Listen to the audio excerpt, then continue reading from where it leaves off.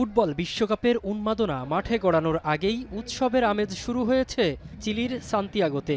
বিসেন্তেনারিও স্টেডিয়ামের সবুজ গালিচা এখন ফুটবলারদের পায়ের জাদু নয়, বরং চলছে স্টিকারের জাদুর খেলা। 2026 বিশ্বকাপ সামনে রেখে চিলির সবচেয়ে বড় স্টিকার বিনিময় উৎসব কাম্বিয়াতানে জড়ো হয়েছিলেন হাজারো ফুটবল অনুরাগী। লক্ষ্য একটাই, পছন্দের প্যানিনি অ্যালবামটি সম্পূর্ণ করা। আনন্দমুখর পরিবেশে দেখা গেল নানান পেশার ফুটবল সমর্থকদের। Yo no me acuerdo, en mi época era en el colegio cambiar y cachipún. Y ahora, mira, con todo esto y la moderna, con los teléfonos y todo, pues eso es extraordinario. বয়স কিংবা পেশা কোনো কিছুই এখানে বাধা নয়।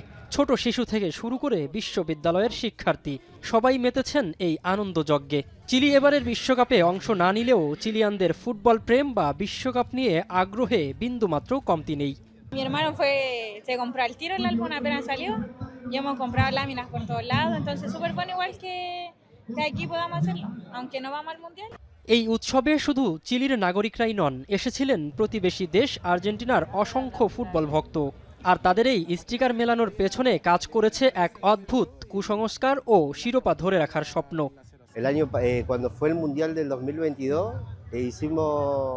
llenamos el álbum del 2022, hicimos casi lo mismo que estamos haciendo ahora. Así que bueno, ojalá nos resulte y podamos volver a ser campeones del mundo. কেউ খুঁজছেন মেসির স্টিকার, কেউ বা রোনালদো কিংবা এমবাপ্পের। ফুটবলারদের এই ছোট ছোট কাগজের টুকরোই যেন এক সুতোয় গেঁথেছে চিলি এবং আর্জেন্টিনার ফুটবল উন্মাদনাকে। মাঠের খেলা শুরুর আগেই মাঠের বাইরের এই মিলন মেলাই প্রমাণ করে ফুটবল শুধু একটা খেলা নয়, এটি এক পরম আবেগ। মিনারুল ইসলাম, এখন।